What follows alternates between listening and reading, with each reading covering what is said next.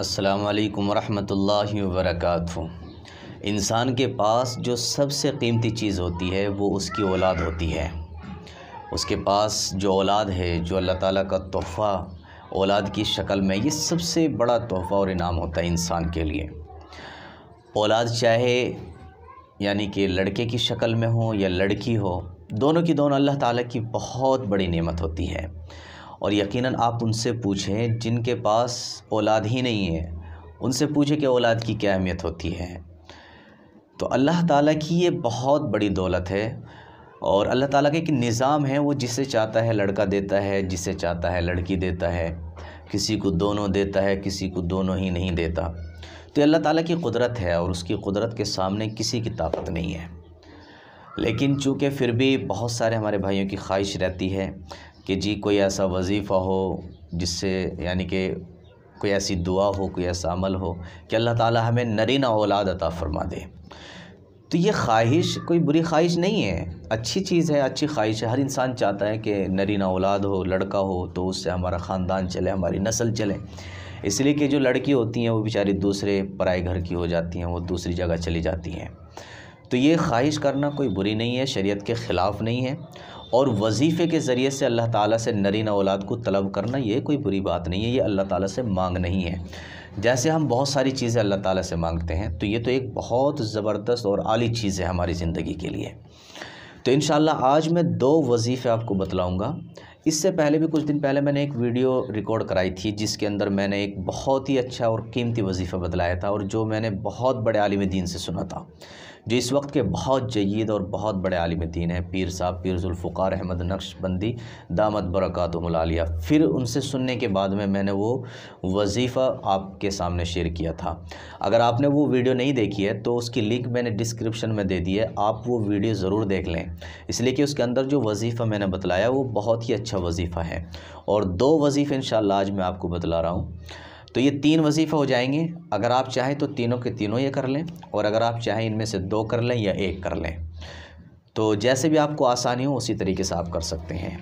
تو پہلا وظیفہ یہ ہے کہ 17واں پارہ ہے اور سورہ انبیاء ہے، اور آیت نمبر ہے 88 اور 89۔ اس کے بیچ میں ایک حصہ ہے ربی لا تذرنی فردا وانت خیر الوارثین، ربی لا تذرنی فردا وانت خیر الوارثین۔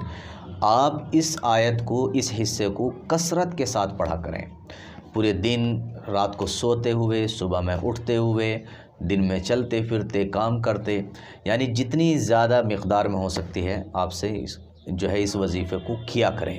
لیکن اگر اس طرح سے پورے دن نہیں ہو سکتا ہے تو کم از کم کوئی وقت اس کا متعین کریں، خاص طور سے صبح میں اور شام میں اور سوتے ٹائم ایک تسبیح ربی لا تذرنی فردا وانت خیر الوارثین پڑھ لیا کریں، اور اس سے پہلے اور آخر میں درود شریف پڑھ لیں تو بہتر ہے، کوئی حرج نہیں ہے۔ تو پہلا وظیفہ یہ ہے۔ دوسرا وظیفہ یہ ہے اس کے لیے، نرینہ اولاد کے لیے اور لڑکے کی پیدائش کے لیے، کہ شروع میں 3 مرتبہ درود شریف پڑھیں، اللہم صلی اللہم بارک، یا جو بھی درود آپ کی یاد ہو 3 مرتبہ پڑھیں، اور اس کے بعد یا اولو اس کی ایک تسبیح پڑھیں۔ اول یہ اللہ کا صفتی نام ہے، تو یا اولو یہ تسبیح صبح میں، یعنی پہلے درود شریف 3 مرتبہ پڑھنی ہے، جو بھی درود شریف آپ کو یاد ہو، اور بہتر درود شریف جو ہوتی ہے وہ اللہم صلی اور اللہم بارک جو ہم نماز میں پڑھتے ہیں وہ ہوتی ہے، یہ پڑھ لیں۔ تو 3 مرتبہ درود شریف، اور اس کے بعد میں یا اولو کی ایک تسبیح مکمل پڑھیں، اور اس کے بعد پھر 3 مرتبہ درود شریف پڑھیں، اور پھر اللہ کے سامنے ہاتھ اٹھائیں اور اللہ تعالیٰ سے اپنی نرینہ اولاد کے لیے دعا کریں۔ صبح میں یہ عمل کریں، اور پھر شام میں بھی اسی طریقے سے یہ عمل کریں، کسی بھی وقت میں کر سکتے ہیں، سوتے ٹائم بھی کر سکتے ہیں، اس سے پہلے کر سکتے ہیں، جس وقت بھی آپ کو آسانی لگے اس وقت کر سکتے ہیں۔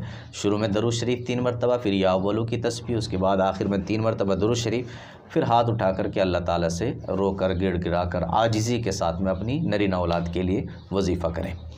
تو یہ 2 وظیفے ہیں جو میں نے آپ کو بتلائے ہیں، اور تیسرا وظیفہ میں نے دوسری ویڈیو میں بتلایا ہے، جس کی لنک میں نے ڈسکرپشن میں دے دی ہے۔ یہ تینوں وظیفے اگر آپ سے ہو سکتے ہیں تو تینوں وظیفے کر لیں، اور اگر ان میں سے 2 ہو سکتے ہیں تو 2 کر لیں، 1 ہو سکتا ہے تو 1 کر لیں، جیسے بھی آپ کو آسانی ہو۔ انشاءاللہ ثم انشاءاللہ اللہ کی ذات سے امید ہے کہ اللہ تعالیٰ آپ کو نرینہ اولاد یعنی کہ لڑکا ضرور عطا فرمائیں گے، اور ہم بھی دعا کرتے ہیں کہ اللہ تعالیٰ آپ کی گود کو نرینہ اولاد سے مزین فرمائیں۔ اچھا، اس سلسلے میں ایک میں اور وضاحت کر دیتا ہوں کہ دیکھیے، یہ جو وظیفے ہوتے ہیں نرینہ اولاد کے لیے، خاص طور سے इन वजीफ़ों का 2 वक्त में अहतमाम ज़रूर करना चाहिए। एक तो इस्तिक़रार हमल से पहले, यानी कि हमल के ठहरने से पहले इन वजीफ़ों को ज़रूर पढ़ना चाहिए। जब इस्तिक़रार हमल हो जाए, यानी बच्चा रह जाए, उसके बाद जो है फिर अगर इसमें कुछ चूक भी हो जाए तो कोई हर्ज नहीं है। बाकी हमल के इस्तिक़रार से पहले इन वजीफ़ों को ज़रूर अहतमाम कर लें। उसके बीच में अगर अहतमाम नहीं हो पाता है तो कोई बात नहीं है। तो एक तो इस वक्त ज़रूर ख्याल रखें, और दूसरा जब बच्चे की पैदाइश होती है और पैदा होने का वक्त करीब आता है तो उससे 1-1.5 महीना पहले ही ये जो है वजीफ़े, इनमें से जो भी आपको आसान लगे वो आप शुरू कर दें। तो इन 2 वक्तों में वजीफ़े का ख़ास तौर से अहतमाम रखें। अगर आप नरीना औलाद के तालिब हैं और आप चाहते हैं कि आपके नरीना औलाद हो, तो 2 वक्तों का ख़ास ख्याल रखें। इस्तिक़रार हमल से पहले वजीफ़े का ख्याल रखें, ज़रूर करें, पाबंदी से इसमें नागा ना करें। और इसी तरीके से जब बच्चे की पैदाइश का वक्त करीब आता है तो उससे 1-1.5-2 महीने पहले से ही इन वजीफ़ों में से कोई भी वजीफ़ा या सारे के सारे आप स्टार्ट कर दें और पाबंदी के साथ करें। इंशाअल्लाह अल्लाह ने चाहा तो आपके अल्लाह ताला ज़रूर नरीना औलाद अता फरमाएंगे। तो इस वीडियो को ज़रूर अपने दोस्तों तक शेयर करें। मुमकिन है कि उन्हें भी इस चीज़ की ज़रूर ख्वाहिश होगी, और ये ख्वाहिश करना कोई बुरी बात नहीं है, लेकिन ये जहन में रखना चाहिए ज़रूर कि लड़की हो या लड़का हो, ये बहुत बड़ी दौलत होती है, बहुत बड़ी नेमत होती है। और अल्लाह ताला की कुदरत में है, जिसे चाहे लड़का देता है, जिसे चाहे लड़की देते हैं। ये किसी के इख्तियार में नहीं है। ये सिर्फ़ हम दुआ कर सकते हैं, वजीफ़े कर सकते हैं, अल्लाह से मांग सकते हैं, इसके अलावा हम और कुछ नहीं कर सकते। अस्सलामु अलैकुम व रहमतुल्लाहि व बरकातुहू।